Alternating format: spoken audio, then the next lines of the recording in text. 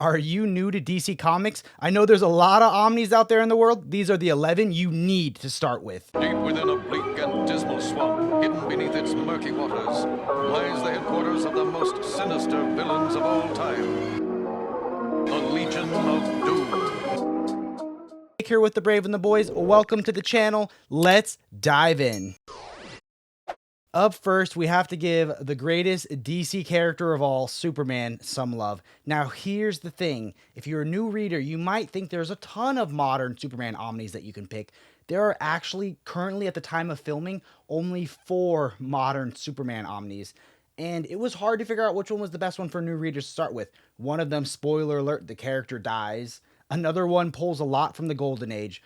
But this is hands down the best modern Superman Omni to start with, Superman Rebirth by Peter J. Tomasi and Patrick Gleason. Now, Peter Tomasi and Patrick Gleason are a powerhouse combo. There's several amazing Omnis that all could have fit on this list, but none of them perfectly encapsulates the character and just the joy of the Rebirth era better than Superman Rebirth. So in the New 52, which was a reboot, there was a different Superman, younger, a little more edgy.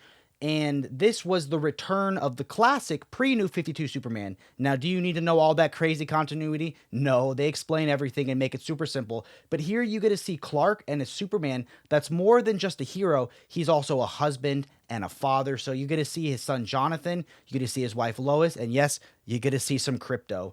So this book starts off super strong. One of the early villains is the Eradicator. What I think is so special about the Eradicator as a villain is he's kind of symbolic of the Kryptonian side of Clark's heritage. So you have Superman battling the Kryptonian side of his family, and it's just really interesting. You also get to see things such as Doomsday. You might get to see his biological father return, but overall you get to see Clark trying to instill the values that his father instilled in him. It was amazing. It leads into Super Sons, which is also an awesome book that you can read down the road, and honestly any Tomasi and Gleason book together could be on this list, but Superman Rebirth is one of the greatest of them all.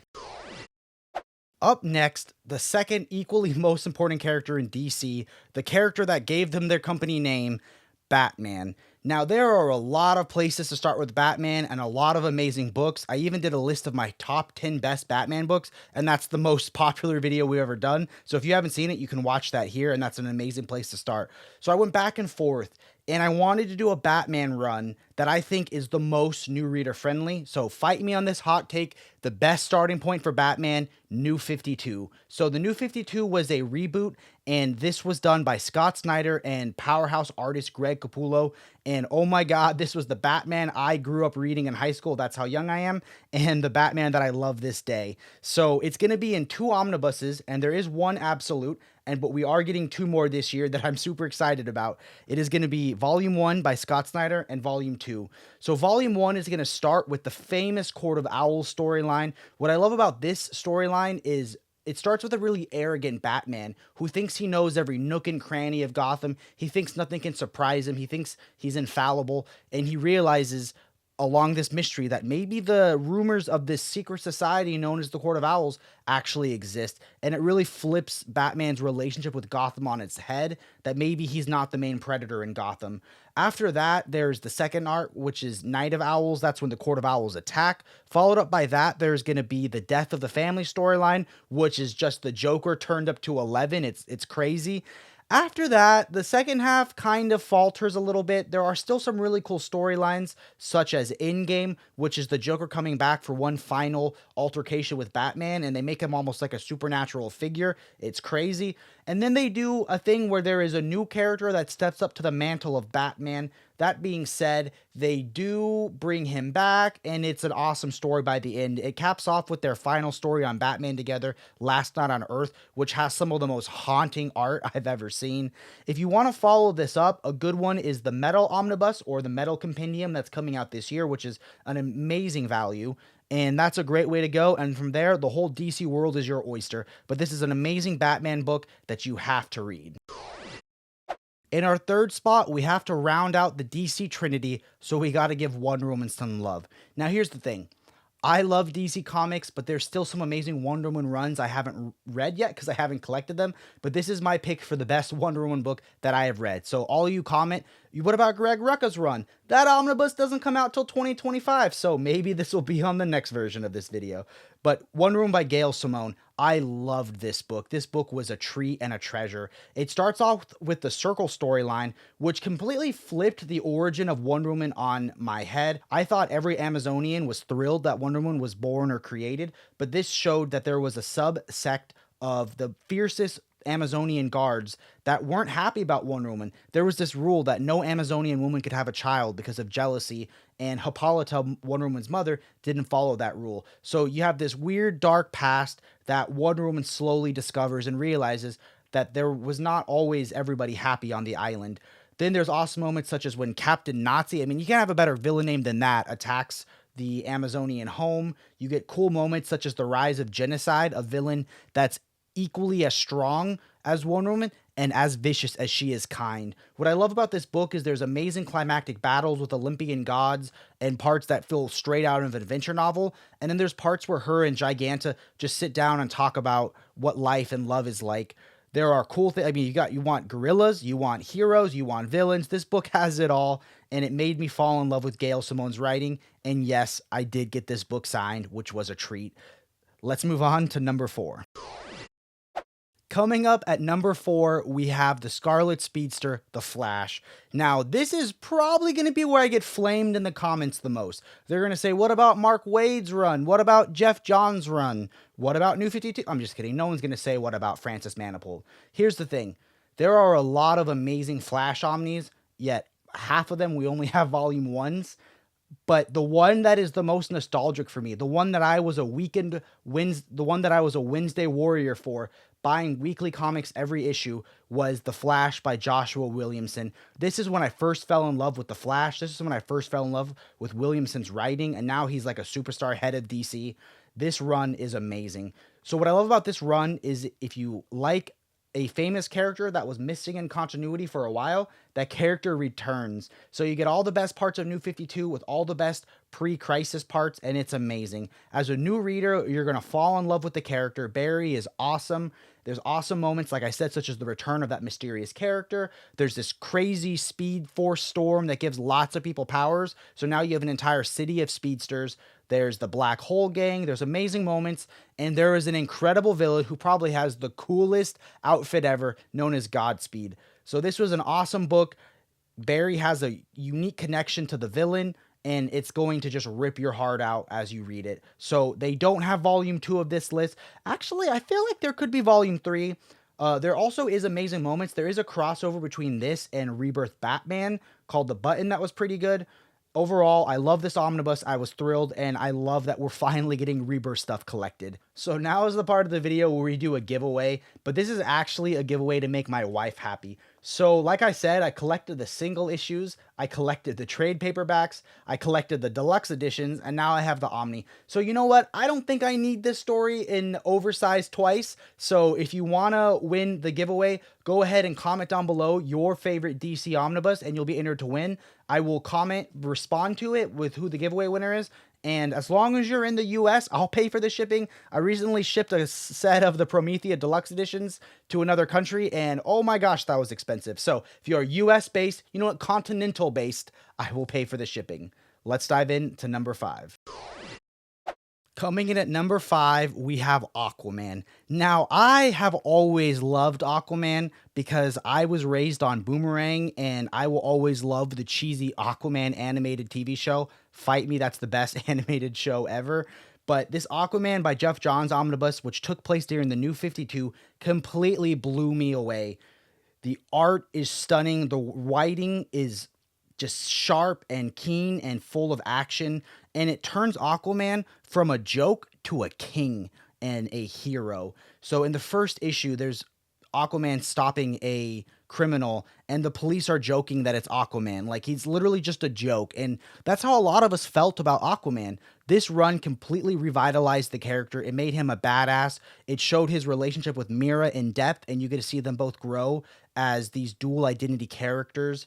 You get awesome moments such as the flashback arc where Aquaman is on a secret team known as the Others, and it all caps off in the Throne of Atlantis storyline that was phenomenal. It just had it was like a war between the Atlanteans and the surface world, and it was dope. It was weird because a lot of this I had saw in animated movies, such as the Throne of Atlantis movie, but it was awesome to read the source material, and I binged this whole Omni in a day, and you can too, so this one needs to be on your list to start with.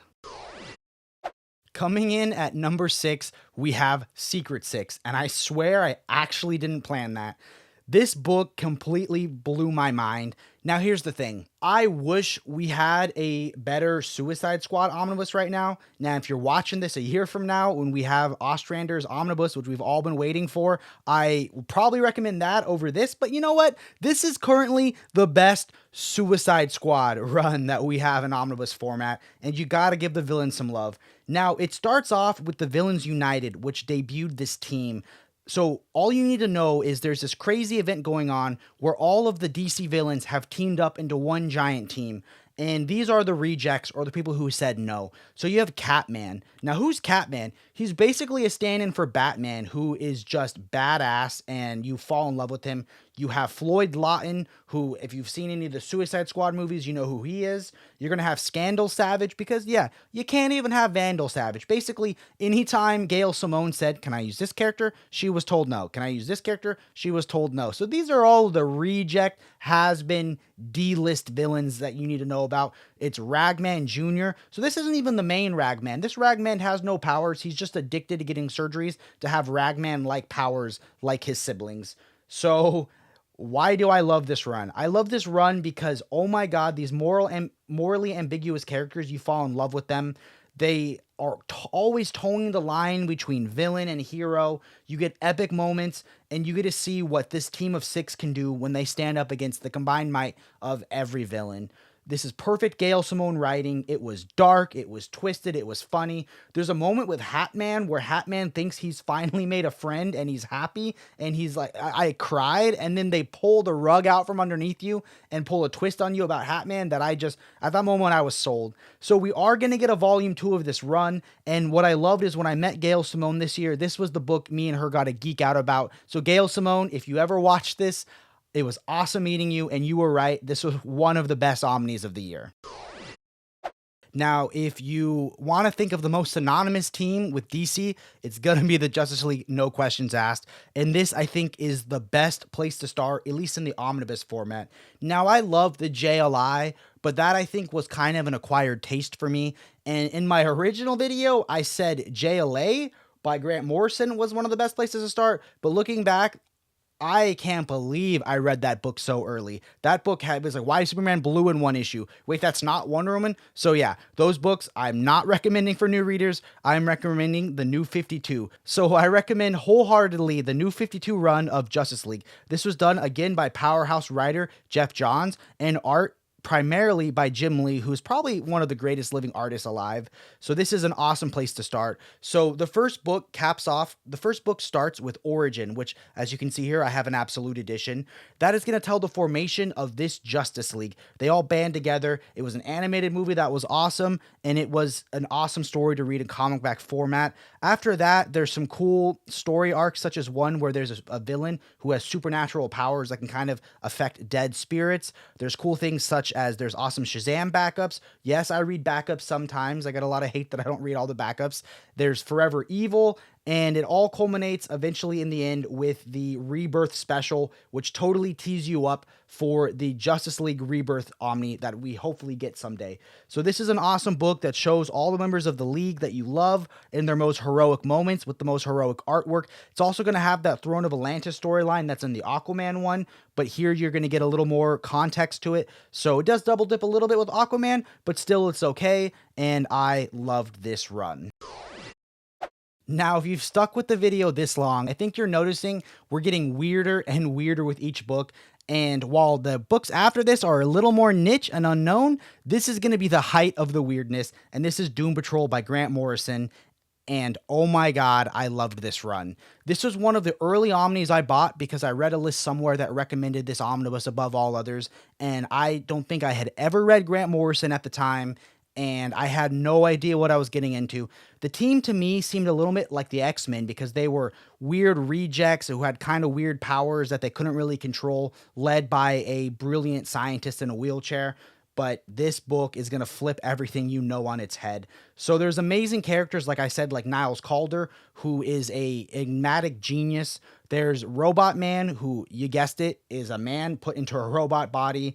There is Jane, who has split personality disorder. She's got a bunch of different versions of herself in her head, and each one has its own crazy superpower and crazy baggage. There's Niles' daughter, Dorothy, whose imagination can manifest things, and there's Mr. Negative, which is just, I can't even begin to explain his character. So what makes this book so good? One, it's weird. Two, it's absurdism. It's deconstruction of the superhero genre, but it's not done in a negative way where it's like every superhero has to be evil and gritty. It can be, no, what if we just made our superheroes weird and turn them up to 11?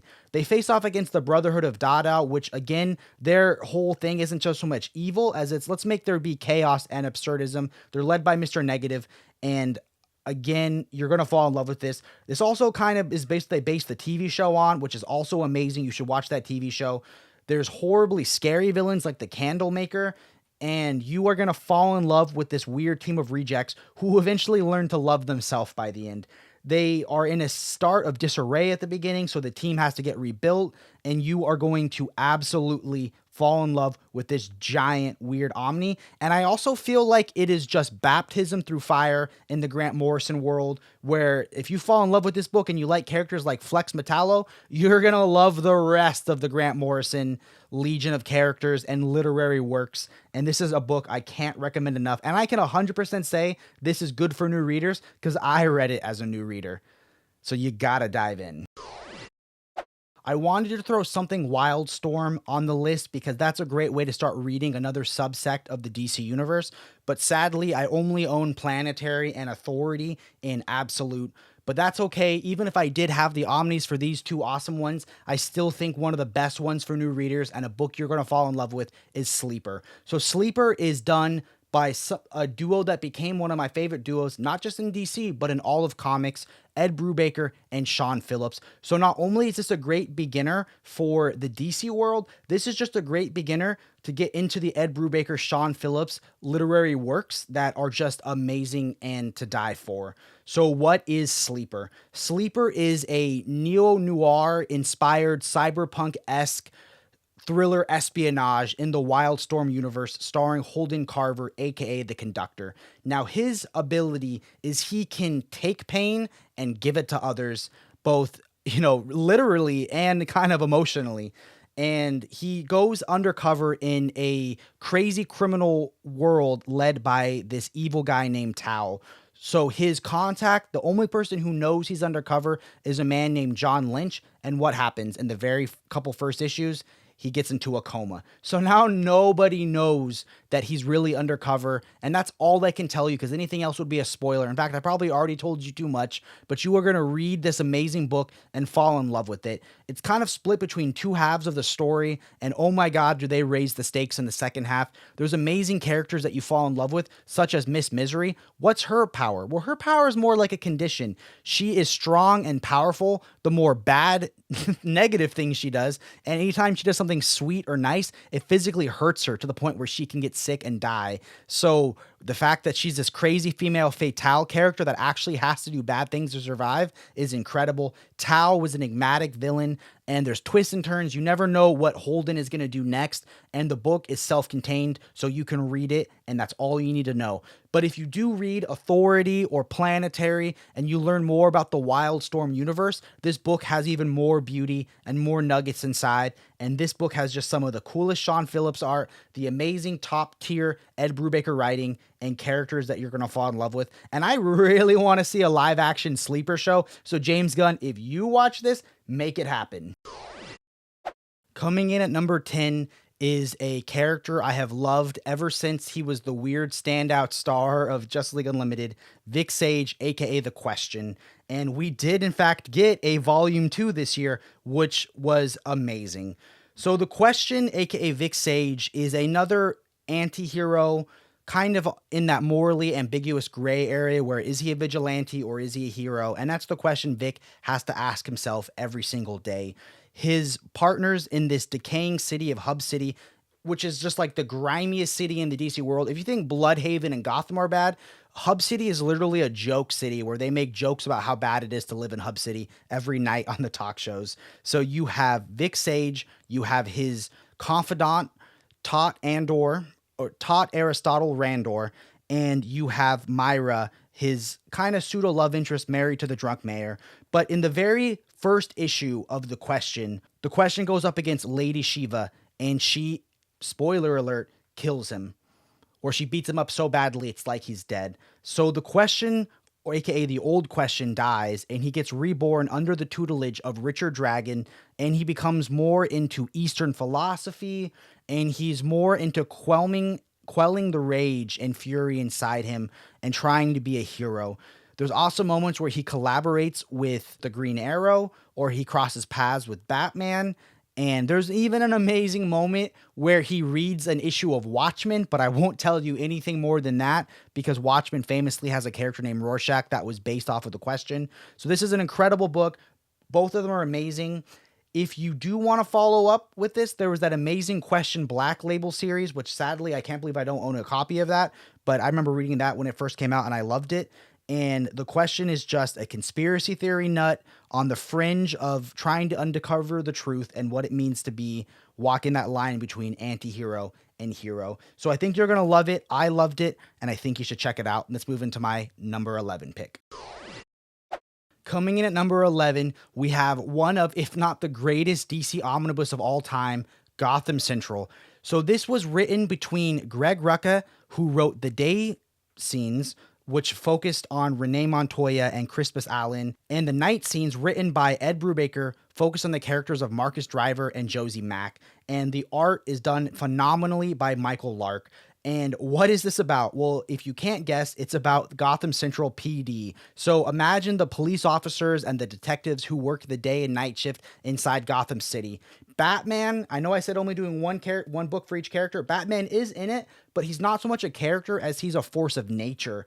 This book I binged over like 2 days and I fell in love with it, and I'm so happy it got put back into print because this book was out of print for a long time, and I heard many of my YouTube comic book friends saying it was the best ever. First arc has to do with Mr. Freeze, and you get to see a new side of these Batman villains because while Batman's not scared of Mr. Freeze, a regular cop would get frozen alive, and it is just traumatizing. There was an incredibly profound arc called Half a Life where Two-Face outs Renee Montoya as a lesbian, and she has to deal with the fallout of that, and it's just written with such love and such care that I just think it's an incredibly important story in DC continuity.